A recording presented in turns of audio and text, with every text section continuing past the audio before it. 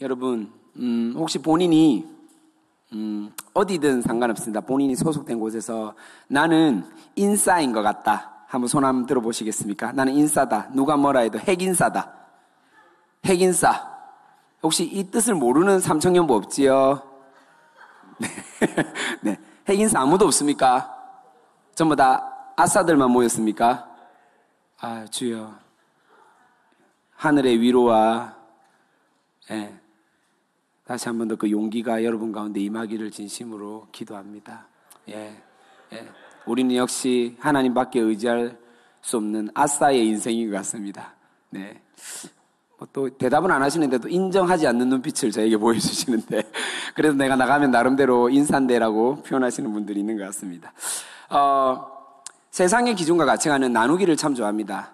나는 누구파, 나는 어디 줄, 나는 어디 배경, 나는 어디 소속. 예, 근데 하나님은 절대 그렇지 않습니다. 예, 여러분 세속적 가치관에 물들지 말고 우리가 하나님 곁에 서서 하나님께서 우리에게 뭐라고 말씀하시는지 나의 정체성과 나의 소속이 어딘지를 정확하게 알고 살아가는 구별된 청년이 되기를 진심으로 축복합니다. 여러분 혹시 성경 인물 중 가장 존경하는 사람 또는 닮고 싶은 사람, 좋아하는 사람 있지요? 있죠? 제일 많이 나오는 사람이 누구겠습니까? 예수님 빼고 다윗 맞습니다. 거의 다윗은 랭킹 1, 2, 3입니다. 그 다음에 다니엘, 요셉, 그죠? 아브라함, 솔로몬, 또 신약에 넘어가면 바울, 약간 이렇게 좀 이렇게 과격하신 분들은 베드로 이렇게 말도 하더라고요. 네, 그쵸? 요한, 그 다음에 더러는 에스라, 에스겔, 예레미야 등등 하는데 사실은 이분을 내가 닮고 싶고 존경한다라는 말을 저는 별로 들어본 적이 없어요. 오늘 말씀 주인공인데 혹시 실수로 아십니까? 갈렙 들어보셨어요? 네, 갈렙 하면 떠오르는 게 뭡니까? 12 정탐꾼 중에 한 명이었는데 여호수아와 더불어서 하나님의 언약을 믿고 이 땅을 충분히 차지할 수 있다라고, 그렇죠? 하나님의 말씀대로 들어가기를 희망했으나, 그렇죠? 다수의 의견에 의해서 묵살되었습니다. 하지만 광야 생활을 끝내고 유의하게 여호수아와 더불어서 하나님이 약속한 땅을 직접 눈으로 본 주인공이죠. 맞습니까? 이까지는 여러분들이 기본적으로 다들 알고 계시죠? 네네, 좋습니다. 그러면 제가 간단하게 오늘 본문의 배경과 스토리를 잠시 말씀드리도록 하겠습니다. 본격적으로 이제 14장의 내용은 모세가 죽고 나서 리더십이 교체가 됩니다. 여호수아라는 새로 리더십으로 교체되고, 여호수아는요 하나님께서 허락한 약속의 땅 가나안 땅 정복기가 시작됩니다.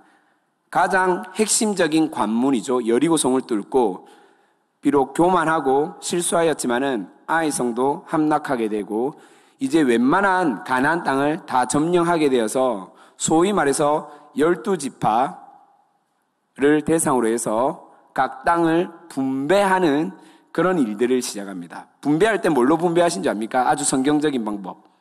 네, 제비뽑기를 했습니다. 제비뽑기. 여러분 민주적으로 투표하고 이러지 않았어요. 성경적인 방법은 제비뽑기다. 아시겠죠, 여러분? 네. 그래서 제비뽑기로 땅을 분배하는데 특별히 유대 사람들이 당시 지도자인 여호수아에게 나옵니다. 그 유대 사람 중에서도 한 그룹의 족장을 맡고 있었던 갈렙이 갑자기 여호수아에게 얘기를 합니다. 나에게 이 헤브론 땅을 주십시오. 헤브론 땅을 달라고 합니다. 그러자 여호수아가 얘기합니다. 헤브론 땅 어떤 반대나 질문도 없이 그대로 갈렙이 요구한 대로 그 땅을 주면서 축복합니다. 그러면 헤브론 땅이 어디냐? 한번 지도를 잠시 한번 보도록 하겠습니다. 지도 한번 띄워 주십시오. 자, 보면요. 자, 여러분이 보실 때 왼쪽 사해 바다 왼쪽에 있는 땅이 이미 3개 지파, 정확하게 말하면 2개 지파랑 반 지파가 땅을 먼저 점령을 했습니다. 땅을 점령을 했고 그 다음에 다시 여리고성 관문을 통과하고 난 뒤에 나머지 9개 지파와 반지파. 이 반지파는 실제로 한 지파가 있는데 그 지파들이 한 땅에 머문 게 아니라 그 반반씩, 그러니까 동쪽에도 반이 있고 서쪽에도 반이 있고, 이 지파가 므낫세 지파거든요. 그래 므낫세 지파가 실제로 이 땅을 차지하게 됩니다. 그러면 나머지 9개 반지파들이 제비뽑기를 통해서 북쪽부터 남쪽까지 차례대로 땅을 딱딱딱 점령을 받았습니다. 그런데 유대 사람들이 나와서 여호수아에게, 특별히 갈렙이 어느 지역을 달라고 하냐면, 지금 사해바다에 바로 유다 지파라고 되어 있는, 왼쪽 편에 유다 지파라고 글자 적혀 있죠. 여러분 보이십니까? 그 밑에 보면 헤브론이라고 적혀 있는 거 보이십니까? 네, 헤브론. 이 땅을 달라고 하는 거예요. 헤브론 땅을 달라고 하는 거예요. 그러니까 유대 지파 안에서도 여러 족속들이 있거든요. 여러 무리들이 있단 말이에요. 쉽게 설명하면 부산시 안에도 금정구가 있고 동구가 있고 서구도 있고 남구도 있지 않습니까? 마찬가지로 여기에서 소위 말해서 부산광역시 파 중에 금정구를 대표하는 갈렙이 이 땅을 나에게 주십시오. 이해됩니까? 장정동과 구소동 지역을 저에게 주십시오. 이렇게 얘기하는 거예요. 근데 이 땅이 무슨 땅이냐면요, 좀 약간 난해한 땅. 확대해 주셔서 감사합니다. 예, 저기 사해바다 바로 왼쪽에 있는 땅이 바로 헤브론 땅인데, 이 땅이 어떤 땅이냐면 그냥 땅이 아니에요. 당시에 어떤 사람들이 살고 있었냐면, 물론 우리가 알기로는 이미 여호수아와 이스라엘 백성들이요, 웬만한 가나안 족속들을 다 물리쳤어요. 쫓아냈다고요. 그런데 아직 잔재되어 있는 백성들이 남아있었는데, 이 중에서도 헤브론이라는 지역은 사실은 이스라엘 백성들에게 큰 트라우마를 남겨준 족속들이 살고 있었어요. 누구냐면 거인족이라고 알려지고 있는 아낙 자손들의 본거지라고 생각하시면 됩니다. 아낙 자손 대표적으로 누가 있습니까? 예, 골리앗입니다. 맞습니다. 골리앗 거인족속이란 말이에요. 그러니까 12정탐꾼이 정탐을 했을 때 왜 이들이 놀랬냐면요, 저기에는 우리보다 훨씬 더 키가 크고 덩치가 큰 아낙 자손들이 있습니다. 우리는 절대 저 사람과 우리 아이들 편으로 다이다이 깨서 절대 이길 수가 없습니다. 예, 그러니까 백전백패 될 것 같습니다 라고 해서 포기했단 말이에요. 그런 사람들이 있는 거예요. 어디에? 헤브론 땅에. 자, 이 사람들을 실제로 본 사람은 딱 2명밖에 없어요. 누굽니까? 현재로는 여호수아하고 갈렙밖에 없어요.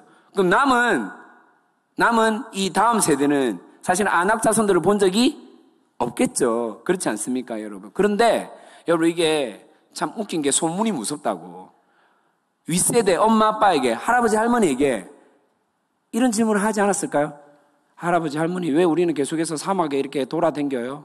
우리는 왜 이렇게 노마드예요? 왜 우리는 이렇게 사막 한벌판에서 계속해서 돌아다니고 우리는 집이 없어요? 왜 뻗뜩하면 텐트 치고 텐트 거두고 이렇게 해야 돼요? 라고 질문을 했을까요? 안 했을까요? 했겠죠. 그러면 얘기를 하지 않았을까요? 하나님이 우리 보고 생고생하라고 이렇게 시켰어. 이렇게 대답했을까요? 하나님이 우리를 애굽이란 땅에서 사실은 노예로 살았는데 해방시켜 주셨어. 그리고 약속의 땅을 주셨는데 우리가 믿음이 없어가지고 그 땅에 못 들어갔어. 왜냐하면 우리가 눈에 보이는 엄청 크나큰 거인 족속들이 있었는데 너무 무서워가지고 들어가지 못했어 라는 이야기를 들었을까요? 못 들었을까요? 들었겠죠. 충분히 들을만 했겠죠. 근데 그 이야기가 실제로 이스라엘 백성들 눈에 보여지기 시작한 거예요. 뭐가 떠오를까요? 우리 엄마 아빠가 무서워서 들어가지 못한 그 땅의 주인공들이 눈에 보이기 시작한 거죠. 그런데 그 땅을 갖다가 누가 지금 달라고 하냐면 눈치도 없이 누가 달란다고요? 갈렙이 달라고 하는 거예요. 이해됩니까? 이거는 마치 이런 거나 마찬가지입니다.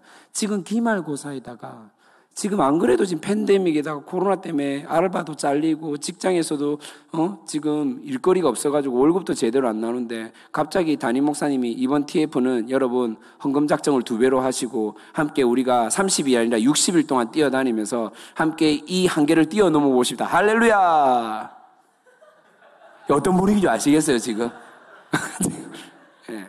다들 아멘 갑시다. 우린 정복할 수 있습니다. 뛰어넘을 수 있습니다. 이런 분위기일까요? 아니겠죠, 당연히. 예. 근데 갈렙이 다시 달라고 하는 거예요. 어느 땅을? 아낙 자손이 버글버글한 그 땅을, 헤브론 땅을 달라고 하는 거예요. 이런 상황 가운데 오늘 우리에게 주신 교훈이 뭘까? 제가 한번 또 함께 이 말씀을 여러분과 나누었으면 참 좋겠습니다. 우리 가운데 그런 생각이 있습니다. 자, 사실은요, 지금 본문에서 갈렙의 나이가 몇 살로 나오고 있습니까? 85세예요. 그러면 광야 생활을 해서 정탐꾼으로 갔던 나이가 몇 살이었을까요? 40세거든요. 그럼 몇 년이 지났어요? 45년. 자, 광야 생활 38년 했거든요. 그러면 자, 40살에서 38년 했다. 몇 살이에요? 78세예요. 지금 뭐 요 정도는 여러분 산수가 되시죠?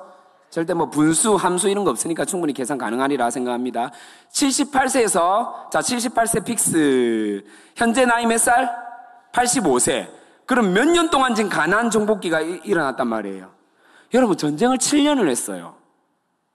그럼 백성들의 마음이 어떨까? 지치죠. 힘들죠. 이제 우리 실만하잖아. 특히 갈렙이요. 나이가 85세라. 그러면 여호수아랑 갈렙은 사실은 막역한 사이란 말이에요. 얼마나 믿음의 여러분 생각하세요. 다 죽었어. 다 죽었는데 둘만 남았어. 그럼 얼마나 그 친밀하겠어요. 이해가 되세요? 그러면 여호수아한테 가가지고 야, 수아야 있잖아. 이해되세요? 수아야, 나 저기 바다 옆에 저 강도 흐르고 저 땅 나한테 좀 주면 산악 너무 험악하고 저기는 좀 말 안 듣는 저 이사갈이나 저 갓 이런 사람 이런 친구들한테 주고 나한테 좀 줘. 해도 된다 안 된다? 되죠. 충분히.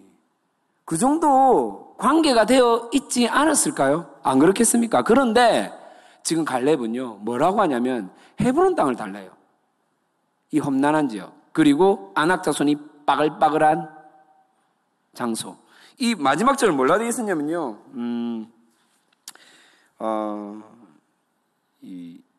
그 말씀 한번 띄워주시죠. 그 여호수아 15장 13절 여러분이 한번 보실래요?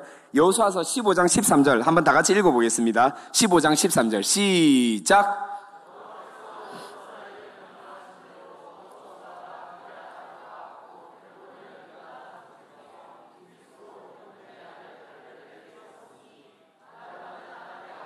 자, 아르바는 뭐라고요? 아낙의 아버지. 자, 생각을 해보십시다.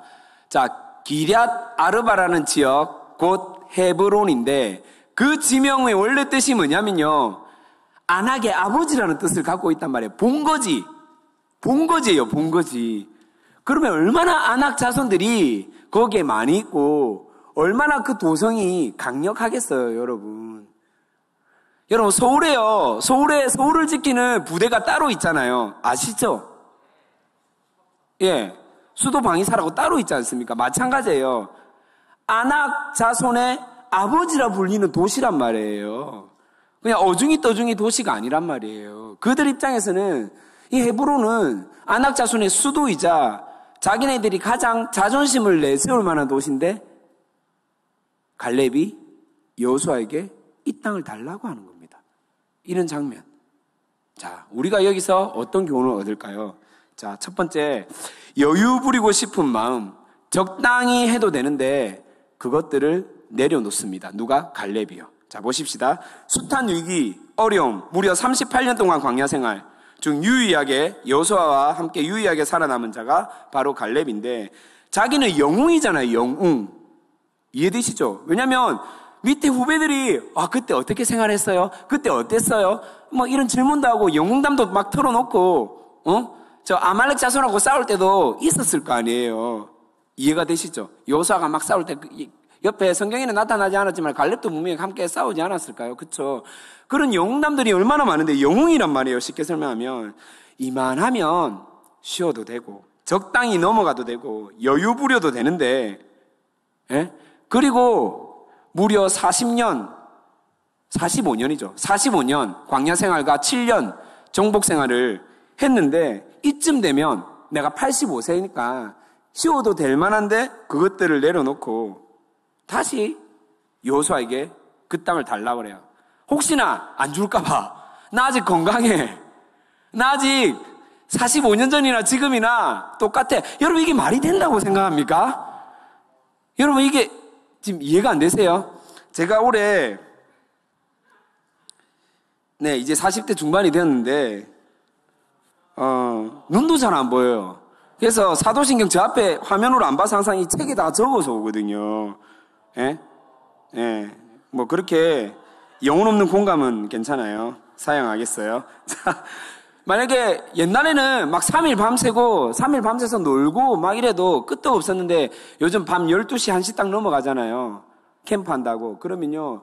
등이 너무 아파요. 등이. 등 아픈 아시겠어요? 진짜 아프거든요. 머리카락은 점점 빠져오죠. 눈은 침침하죠. 코는 간지럽죠. 제일 안타까운 건 몇 년 전에 우리 아들이 초등부에서 부모와 함께하는 지리산 등반 시간이 있었는데 엄마나 아빠 중에 한 명 무조건 가야 되는 거예요. 근데 그때 우리 셋째가 완전 아가야 때였거든요. 그 집사람은 못 가잖아요. 아기 봐야 되니까. 아빠가 가야 되잖아요. 그날 토요일 날 아무 사역이 없었거든요. 아들과 같이 가도 되잖아요. 신청을 했을까요? 안 했을까요? 예, 정확하게 말하면 못했어요. 예, 아들한테 이렇게 했어요. 이마, 아빠가 참 미안하다. 올라가는 거는 목숨 걸고 올라갈 수 있는데 내려오는 거는 평생 못 내려올 수도 있다. 예, 일주일 동안 저희 아들한테 얼마나 그 서러움과 복받침에 올라가서 전부 다 막 사진 찍고 막 이 밴드방에 올렸더라고요. 자기는 그 얼굴이 없다고. 한이 돼가지고. 그 다음에 아빠 엄마 없이 한라산 등반했는데 지가 뭐 2등인가 3등으로 그때 초등학교 2학년인가 3학년인데 그렇게 올라갔다고. 하늘쌤 그때 쌤으로 있었죠. 맞죠? 그때 그렇게 했죠. 엄청 빨리 올라갔다면서 자기는 산 정상 빨리 올라가는 게 한이 돼가지고 아빠랑 못 간 게 한이 돼가지고 그렇게 올라갔다고 그 얘기를 한 기억이 있는데 이제 잘 보세요. 40대 중반이 됐는데도 이렇게 몰골도 많이 아니고 신체도 이렇게 점점 맛이 가고 있단 말이에요. 근데 갈렙 나이가 지금 몇 살이라고요? 85세래요. 85세. 할아버지. 완전 할아버지예요. 그런데 오늘 본문에는 뭐라고 하냐면 10절 후반부터 11절 한번 다 같이 읽어보도록 하겠습니다. 10절 어디서부터 읽냐면요. 오늘 내가부터 11절까지 읽어보십시다. 시작. 오늘 모세가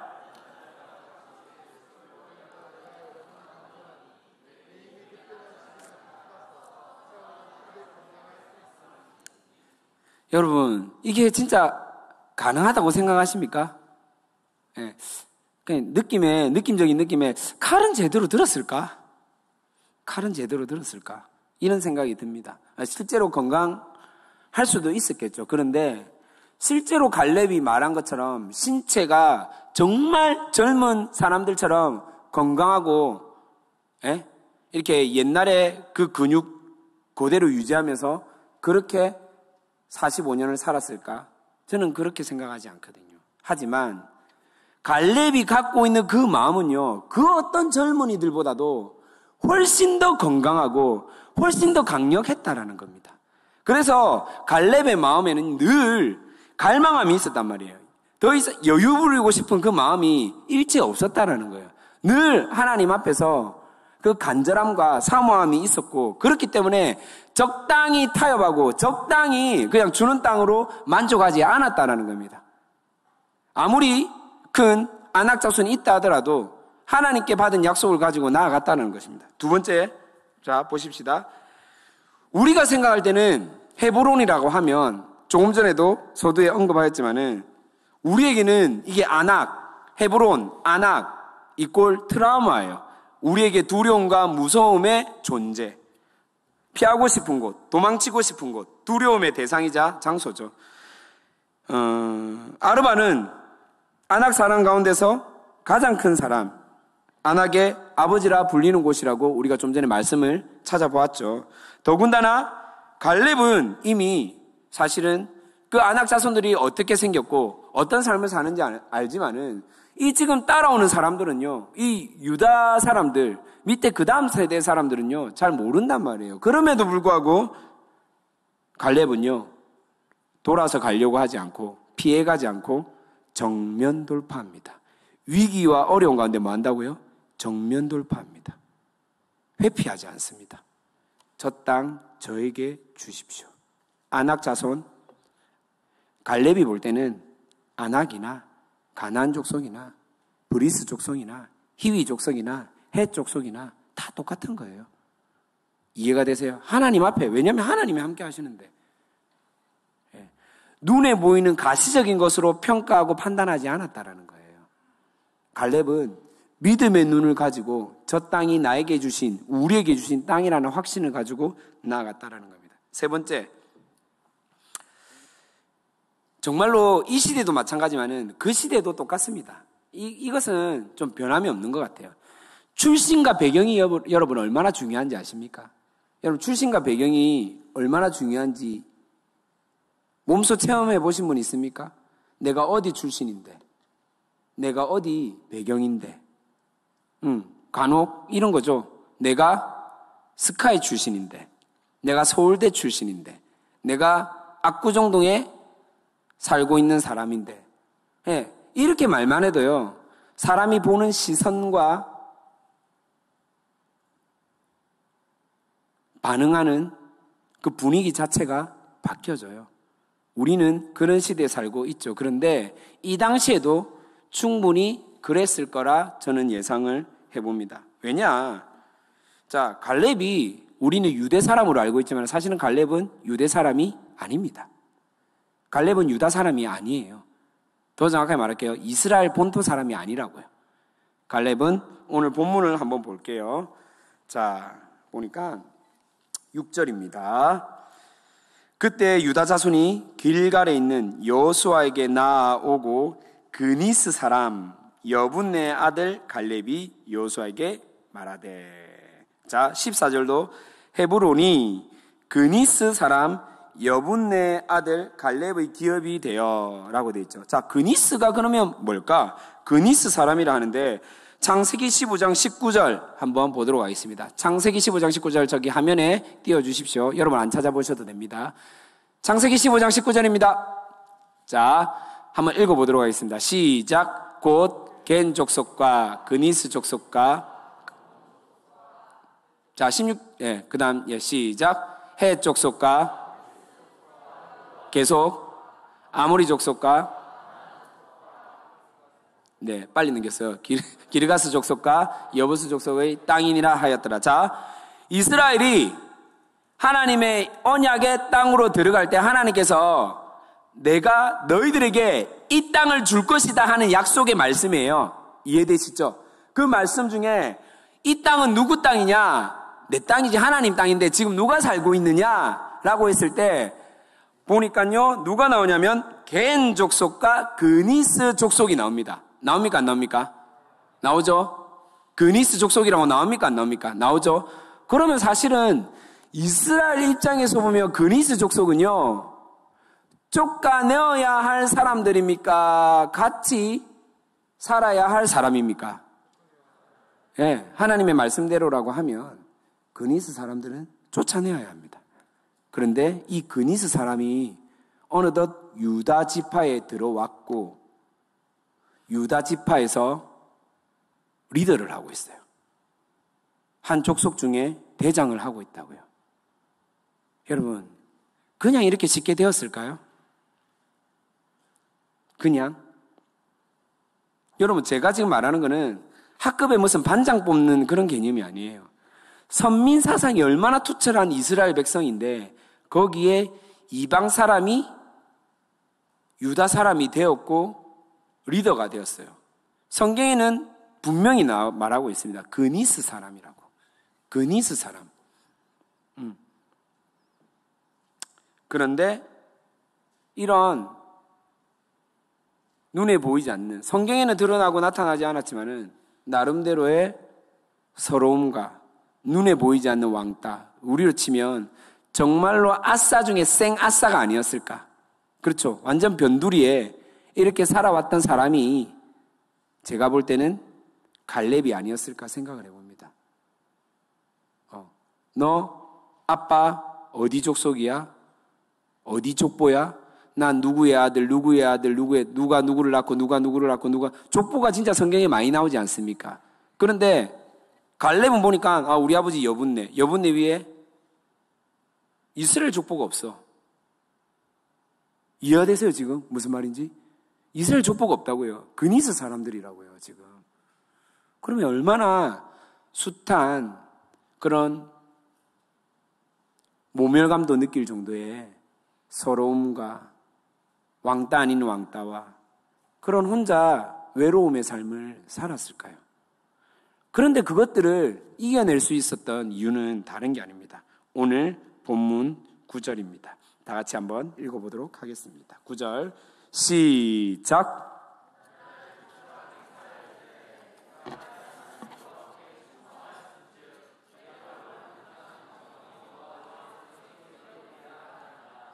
자, 이 말씀을 뒷받침하는 말씀이 있어요. 자, 하나님께서 갈렙에게 주신 약속이 원래 어디서부터 생겨났느냐? 민수기서 14장 24절입니다. 시작. 민수기서 14장 24절 시작.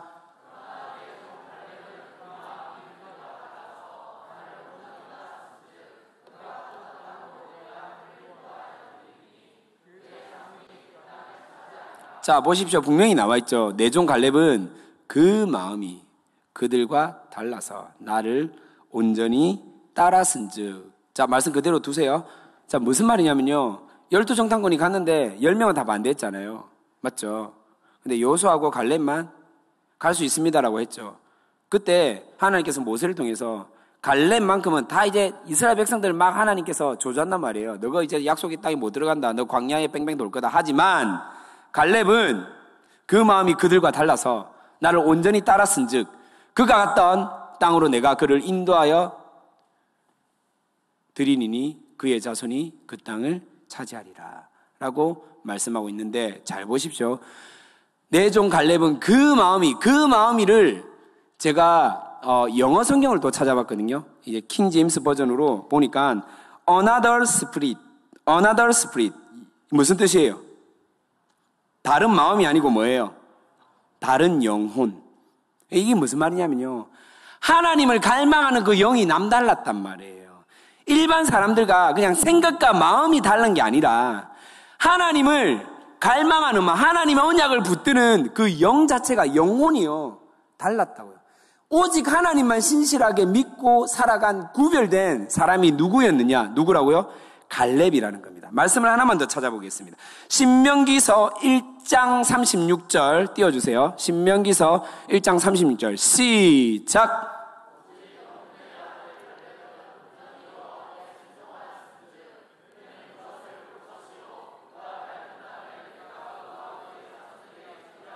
네, 분명히 나와 있죠. 여분네 아들 갈렙은 온전히 여호와께 순종하였다. 그래서 그 땅을 반드시 보게 될 것이고 그가 밟는 땅을 내가 그와 그의 자손에게 주겠다.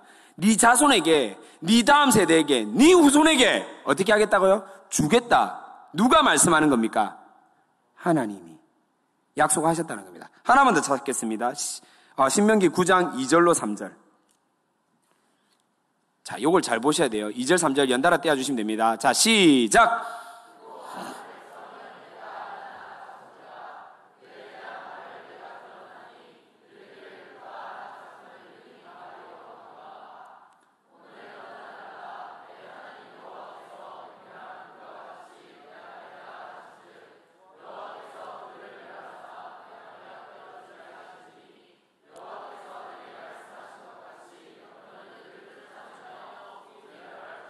자, 보십시다. 아낙 자손이 있는데 누가 그 거인족을 쫓아낼 수 있겠노? 그런데 내가 쫓아내게 해주겠다. 너희는 분명히 알아라. 내가 반드시 쫓아내게 해주겠다. 쫓아내게 해주겠다라고 하나님이 약속을 합니다. 그 주인공이 누구냐? 누구라고요? 오늘 본문에 나와 있는 약속을 지킨 갈렙이에요. 그러면 이 약속이 성취되기까지 지금 몇 년이 걸린 거예요? 몇 년이 걸린 거예요? 여러분, 몇 년이 걸린 거예요? 계산이 안 되세요? 자, 정탐 몇 살 때 했다고요? 40살. 그쵸? 지금 갈렙 몇 살이에요? 85세. 몇 년이 걸린 거예요? 45년이 걸렸어요. 여러분, 갈렙을 한번 묵상해 보셨습니까? 저는요, 그런 생각을 해봤습니다. 그냥 요거는 오늘 본문에는 좀 다른데 그냥 이런 생각이 들어요. 세상에서 제일 억울한 사람 중에 한 명은 갈렙이었겠다. 왜일까요? 왜 억울하다고 제가 표현을 했을까요? 생각을 해보세요. 생각. 예, 우리 담임 목사님 표현으로 머리를 달고 다니면 안 되고 지금 생각하기. 예. 왜 갈렙이 억울했을까요? 여러분이 갈렙이 됐다 생각해 보세요. 40살에 갈렙이었어.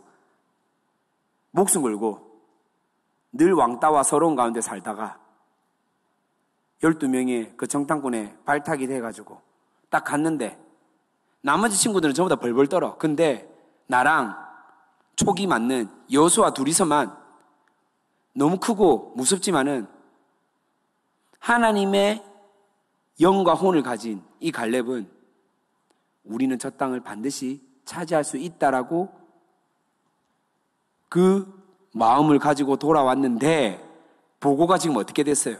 10명이 안 됩니다. 우리 죽습니다. 우리 메뚜기 같습니다. 우리 그냥 저기 가면 전멸입니다. 씨도 안 마를 겁니다. 여호수아 갈렙은 아닙니다. 덩치가 크죠. 하지만 우리는 하나님의 선민, 언약의 백성입니다. 이길 수 있습니다. 라고 했단 말이에요. 갈렙이. 근데 결과는 어떻게 됐어요? 결과가 어떻게 됐어요? 못 들어갔다니까요. 물론 45년 뒤에 오늘 들어왔죠. 근데 갈렙이 왜 제가 억울하다고 했는지 좀 이해가 되십니까? 자기는요, 사실은 쎄빠지게 45년 동안 광야 생활을 할 필요가 있다, 없었다? 없었어요. 바로 들어가도 됐단 말이에요. 왜냐하면 본인은 찬성했단 말이에요. 언약을 믿고 살았단 말이에요. 이해가 되세요? 지금 제가 말하는 게. 갈렙은 사실은 좀 억울한 사람이에요. 그런데 이 상황 가운데서도 뭐라고 하냐면 좀 전에도 얘기했지만은 여유 부리거나 늑장 부리거나 적당히 타협하거나 피해가거나 회피한 것이 아니라 그 언약을 무려 45년 동안 기다리면서 하나님 감사합니다. 하나님 주신 저 땅 이제 보이네요. 제가 저곳으로 가겠습니다. 내 동지, 내 사랑하는 친구 여호수아, 저 땅 나한테 좀 줄래? 내가 한번 해볼게. 보기에는 85세라서 흰머리도 많이 늘었고 몸무게도 많이 줄어들었고 무릎 관절도 아야아야 하고 있지만은 눈도 좀 이렇게 근시도 난시도 많이 어둠침침해졌지만은 그래도 저딴 안악자손 하나 내가 못 잡가 되겠나. 내 혼자 가도 일당백이다. 저 땅 나한테도. 너희들은 걱정하지 마라. 내가 저기로 갈게. 여러분, 본인은 충분히 억울한 심정을 가지고 살아가도 될 법한데도 그런 것들을 표하지 않습니다. 거기에 대해서 요구하지도 않고 거기에 대해서 보상받으려고 하지도 않습니다. 오직 하나, 하나님께서 45년 전에 자기에게 줬던 그 약속 끝까지 기억하고 끝까지 되새기고 끝까지 떠올리며 하나님 앞에 나아갑니다. 그리고 결론은 뭐냐면요, 그 땅을 어떻게 한다고요? 차지합니다. 그 땅을 차지한다니까요. 결국은 하나님께서 허락하신 그 헤브론 땅을요 차지하게 되었습니다. 여러분, 오늘 본문 주제가 뭐죠? 주제가 혹시 실수로 아십니까? 네, 아사에서 인사로 사는 방법. 네, 뭐겠습니까, 여러분? 한번 따라하겠습니다. 언약을 기억하자. 언약을 떠올리자. 언약을 선포하자. 네, 여러분 절대 여러분을 아사의 삶으로 부르신 것이 아니라는 겁니다.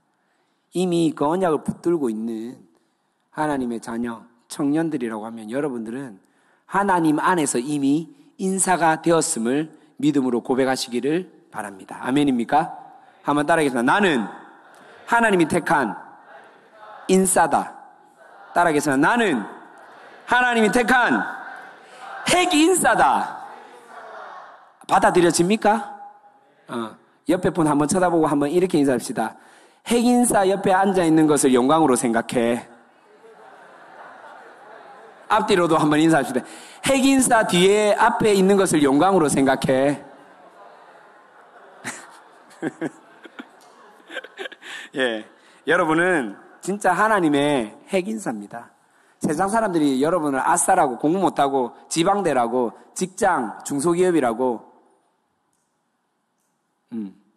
아싸라고 놀려댄다 하더라도, 우리를 창조하시고, 우리를 다스리고 통치하시는 창조주 하나님이 뭐라고 하냐면, 너는 핵인싸야. 라고 말하고 있다는 겁니다. 아멘입니까? 예. 참고로 저는 예수님을 제대로 만나기 전에 진짜 아싸의 인생을 살았습니다. 진짜 아싸의 인생을 살았습니다. 학교도 제대로 다니지 못했고, 혹시 대학을 안 나와서 우울감과 절망감에 있고 좀 힘들어하는 그럼 나름대로 열등감이 있으신 분들은 저를 보고 위로받기를 바랍니다. 제가 대학을요 28에 입학했거든요. 28. 제 친구가 대학교 졸업하고 직장 가지고 장가 갈 때 저는 대학교를 입학했거든요. 이해가 되세요? 베스트 프렌드 저를 포함해서 5명이 있었는데 2명은 제가 대학교 입학할 때 결혼을 했어요.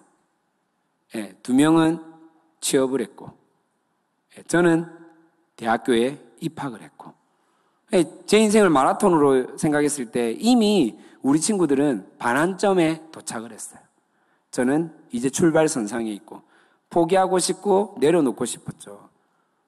아싸의 인생이었는데 그런 삶 가운데서도 끝까지 하나님께서 세워주신 지도자를 통해서 또는 공동체를 통해서 붙들고 또 함께 신앙생활을 하며 하나님의 그 언약을 붙들고 살아올 수 있었습니다. 그 중에 한 사건이 있습니다. 어떤 사건이냐면 제가 몇몇 소수 우리 청년들에게 이런 간증을 한 적이 있는데 그 친구 5명이서 자주 모이니까 친구 집에 모여서 이런저런 얘기를 하다가 저희 친구랑 정말 친밀하게 지냈던 집사님 한 분이 계셨어요. 우리 청년부 부장 집사님이셨는데 3일교회 다닐 때 그분이 그 친구 집에 같이 저희 5명과 함께 이야기를 나누게 되었어요. 이런저런 얘기를 하다가 집사님이 이런 얘기를 갑자기 하는 거예요. 본인 간증을 막 하네요. 자기가 부산역에 신발 가게를 하는데 장사가 너무 안 되는 거예요.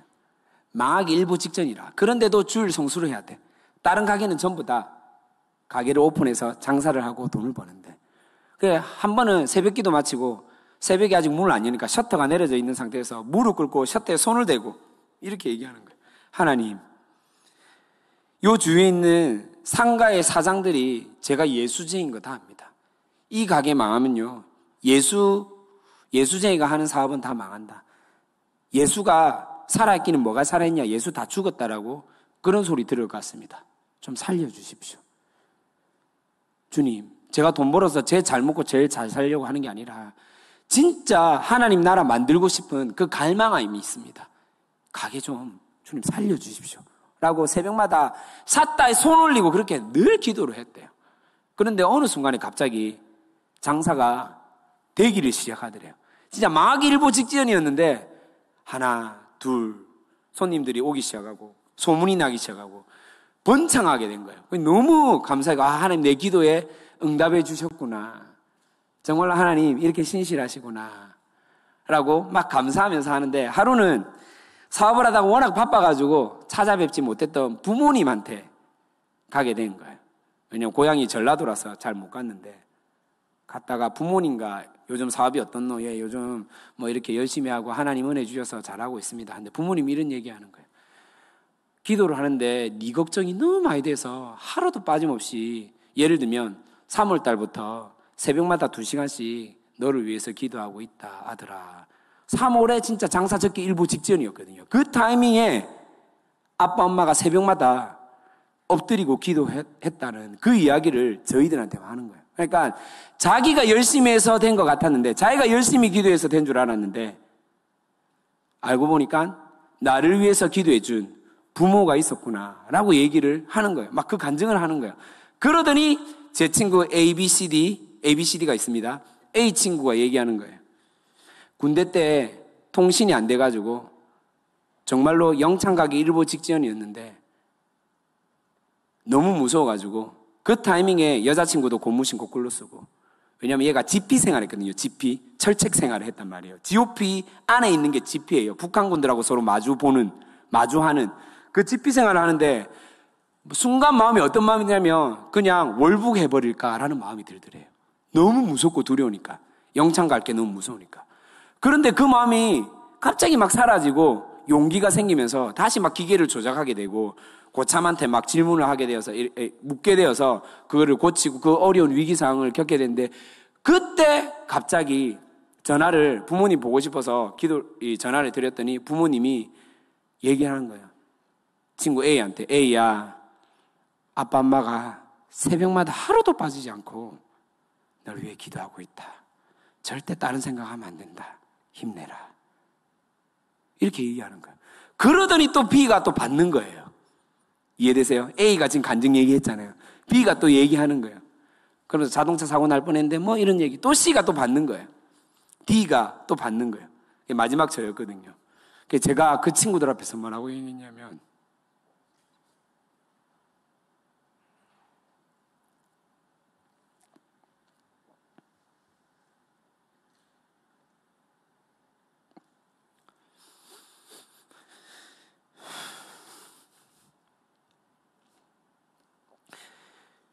교회 가는 거 반대만 안 하는 부모님만 계시면 좋겠습니다.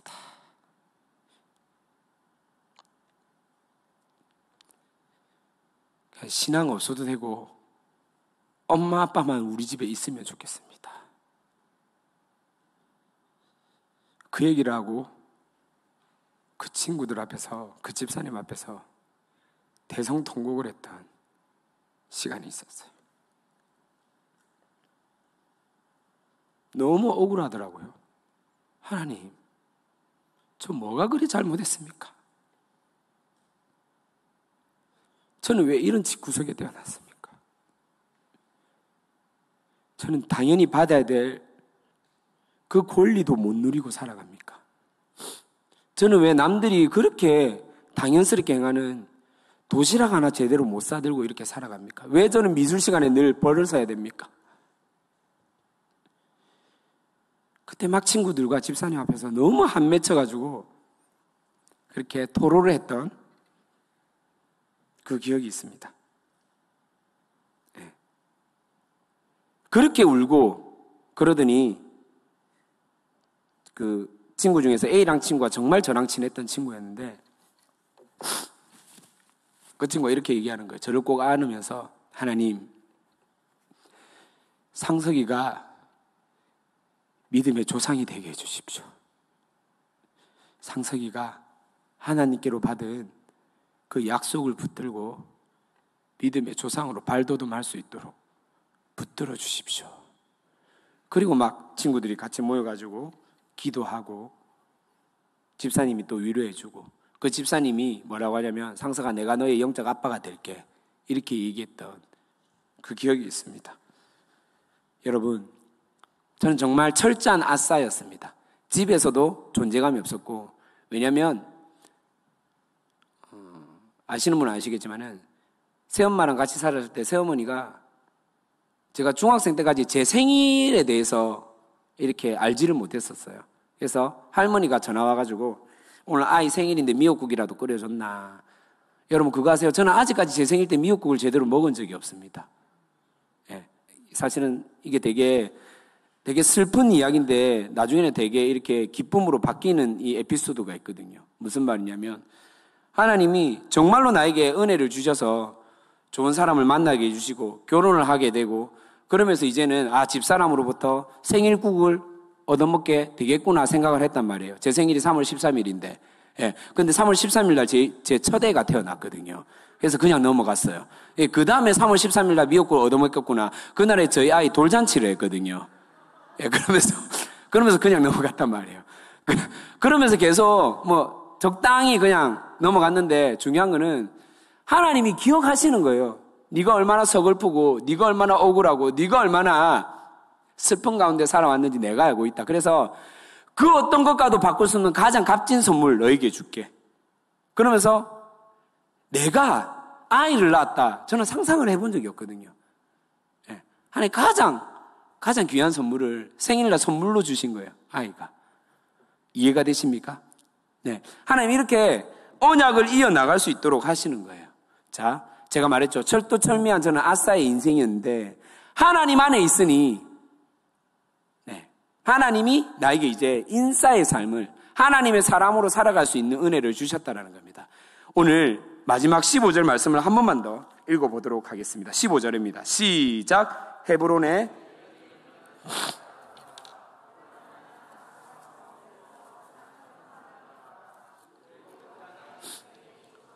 그리고 그 땅에 전쟁이 그쳤더라.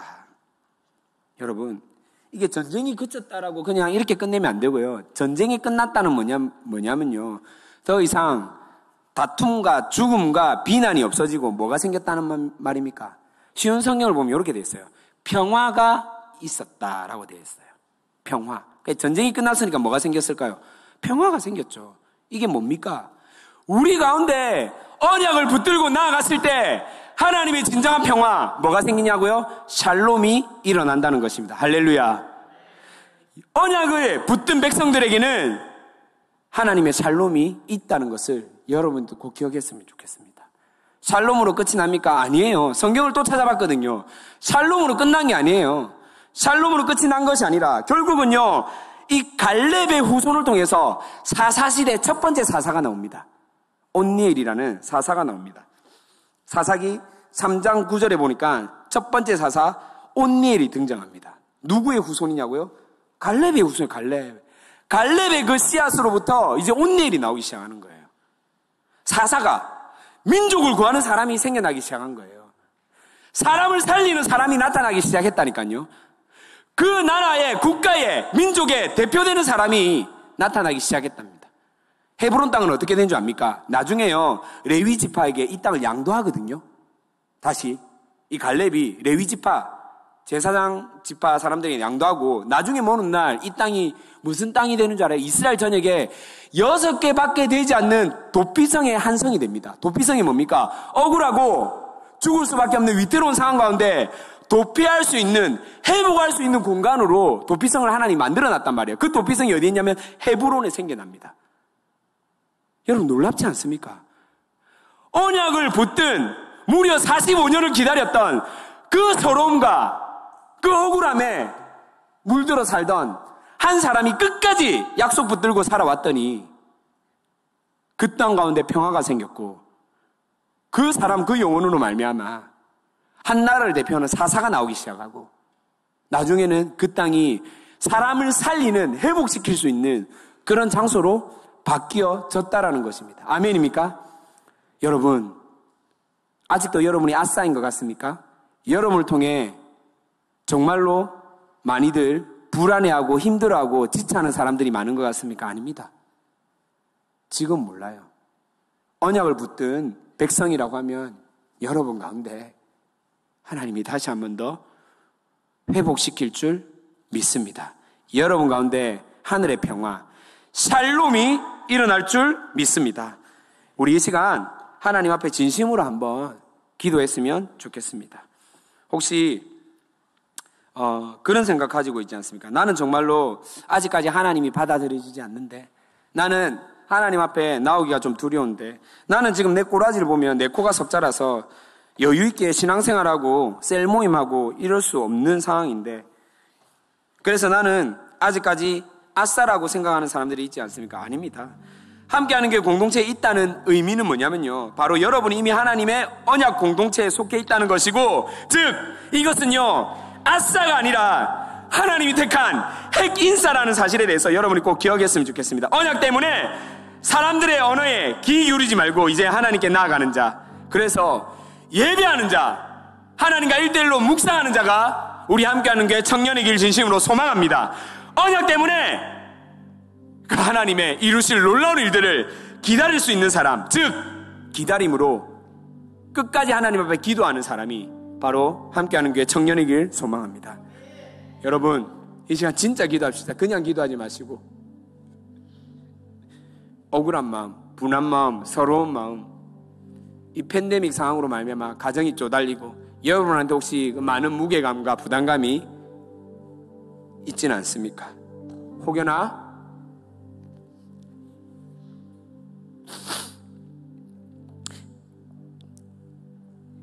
믿지 않는 가정에서 나오는 청년들이 있지 않습니까? 학교와 직장에서 알게 모르게 교회 다닌다는 이유 하나만으로 아싸의 삶을 살아가는 청년들이 있지 않습니까?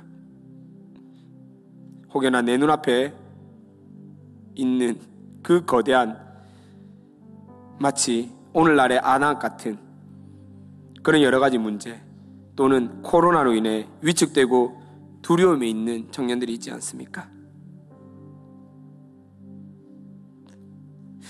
아직도 하나님 밖에서 머뭇거리며 신뢰하지 못하고 살아가는 청년들이 있지 않습니까? 기도합시다. 기도하십시다. 언약을 바라보고, 아니요, 이미 사실은 누구보다도 여러분을 위해서 하루도 쉬지 않고 기도하는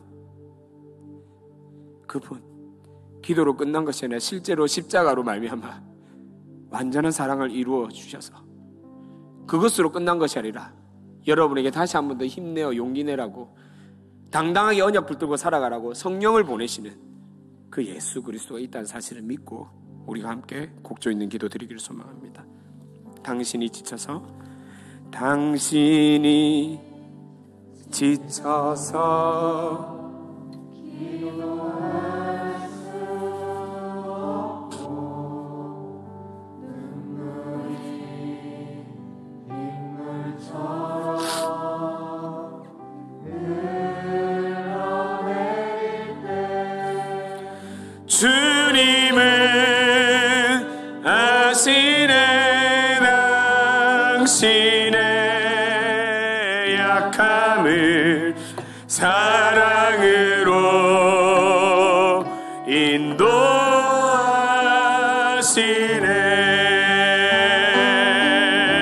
누군가 널 위하여, 누군가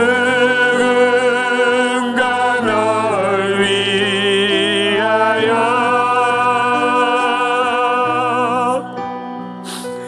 누군가 기도하네.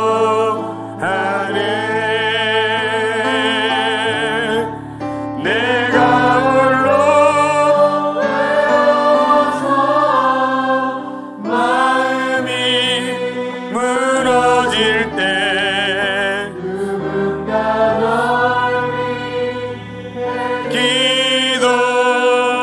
기도하네. 우리 다시 한 번 더 고백합시다. 당신이 지쳐서 기도할 수 없고 눈물이 빗물처럼 흘러내릴 때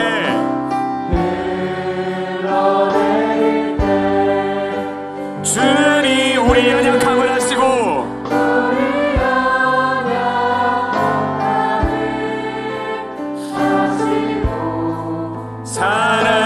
사랑으로 인도하시네.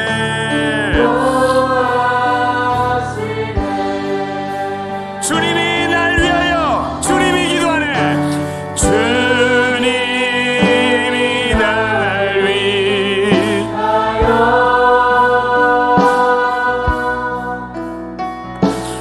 주님이 기도하네. 내가 홀로 외로워서,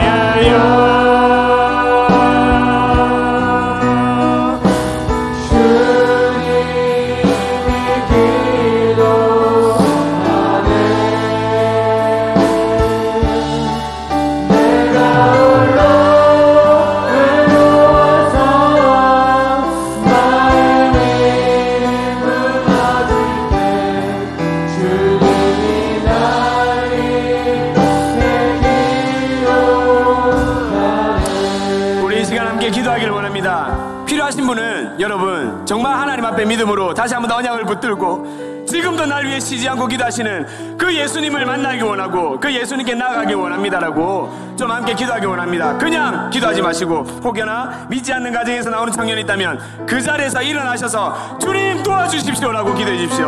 혹여나 학교와 직장에서 정말로 왕따당하고 서러움에 교회 다닌다는 이유로, 예수 믿는 그 이유로 외로움에 있는 지체들 일어나셔서 하나님 앞에 결단하며 기도하십시다. 오늘날 하나님 두려움에 있는, 하나님 코로나와 안악 같은 그 어려움 때문에 힘들어하는 지체들이 있다면 하나님 앞에 일어나셔서 하나님 도와달라고 기도해 주시고, 하나님 밖에서 머무르거리고 있는, 아직도 머뭇거리고 신뢰하지 못하는 그런 두려움이 있는 자들이 있다면 주님 앞에 일어나십시다. 어디든 해당하는 청년이 있다면 주님 도와주십시오. 주님 함께 해주십시오. 우리 주여라고 3번의 진담에 기도하겠습니다. 주여,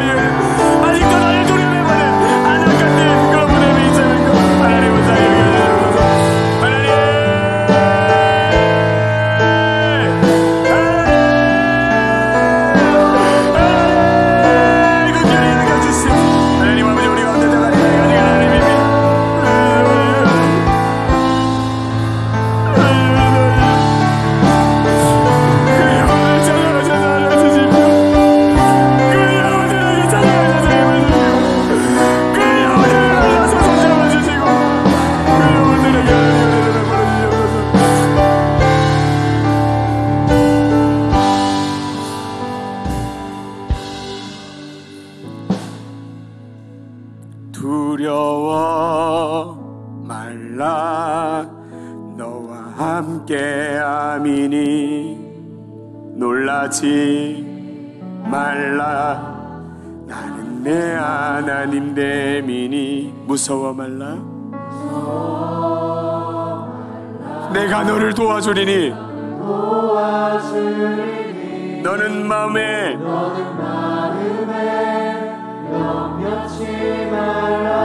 우리 한 번 더 믿음으로 고백합시다. 두려워 말라.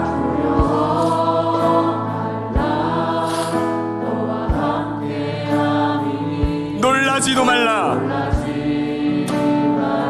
나는 너의 하나님이다. 내가 너의 하나님이다.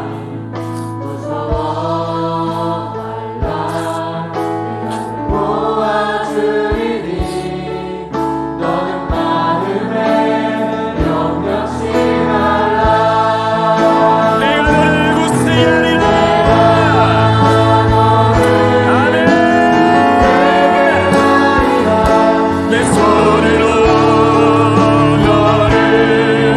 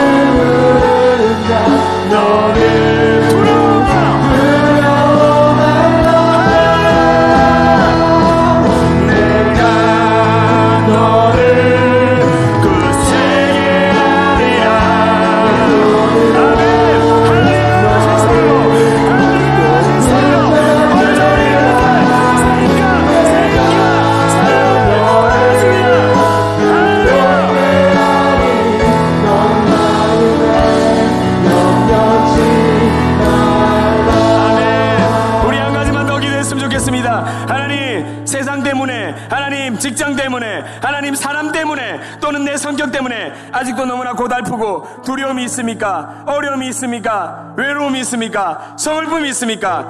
걱정하지 마십시오. 하나님이 나와 함께 하십니다. 하나님이 오늘도 내 손을 붙들고 계십니다. 하나님, 나를 더욱더 굳세게 하여 주시고 하늘의 용기와 평안을 허락하여 주시옵소서. 하늘의 용기를 복돋아 주시옵소서. 우리 믿음으로 주여 한 번의 지남에 선포하며 기도하겠습니다. 주여,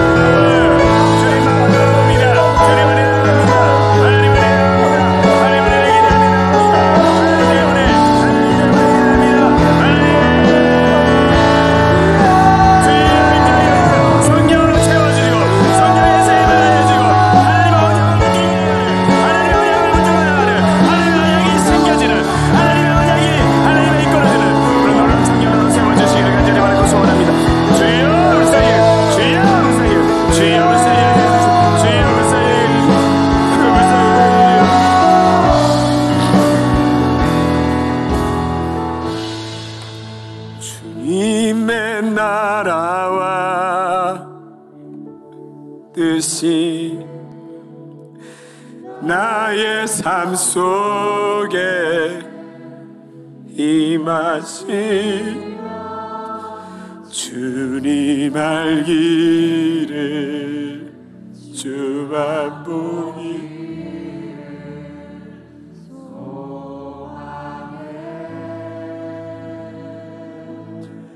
거룩히 살아갈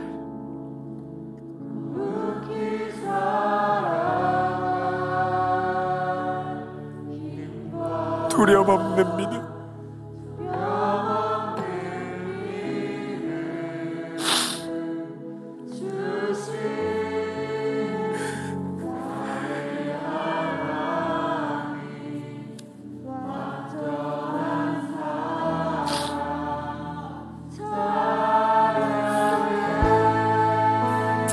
우리 함께 믿음으로 선포합시다. 주님의 나라와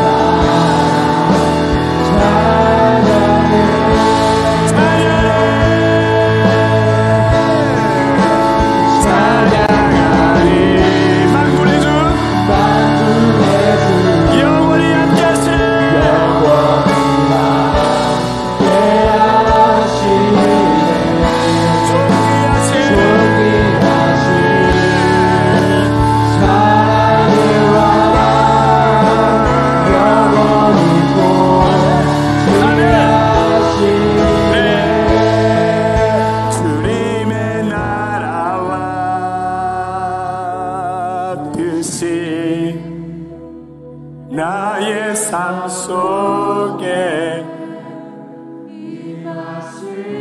아멘. 주님 알기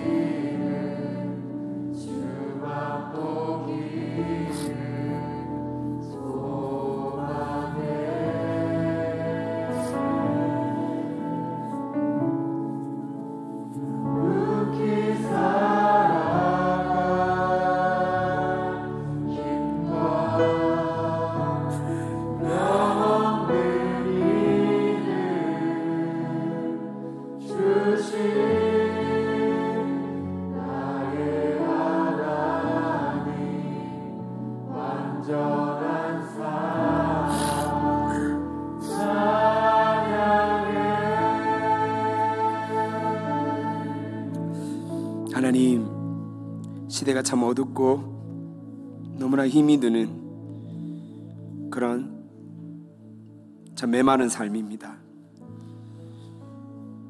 눈에 보이지 않게 더욱 답답하기도 하고 우리 마음 한켠에 있는 그 불안감의 씨앗들은 점점 자라가고 커져가는 것 같습니다. 그럼에도 하나님 나를 내버려 두지 않고 하나님의 언약 백성으로 삼아주셔서 오늘까지 지키고 보호하시며 창조주 하나님을 기념하며 하나님 앞에 예배드리는 예배자로 나올 수 있는 은혜 주셔서 감사합니다. 청년일 때 하나님을 아는 이 특권, 하나님 절대 포기하지 않게 끝까지 붙들고 살아갈 수 있도록 주님 도와주시옵소서.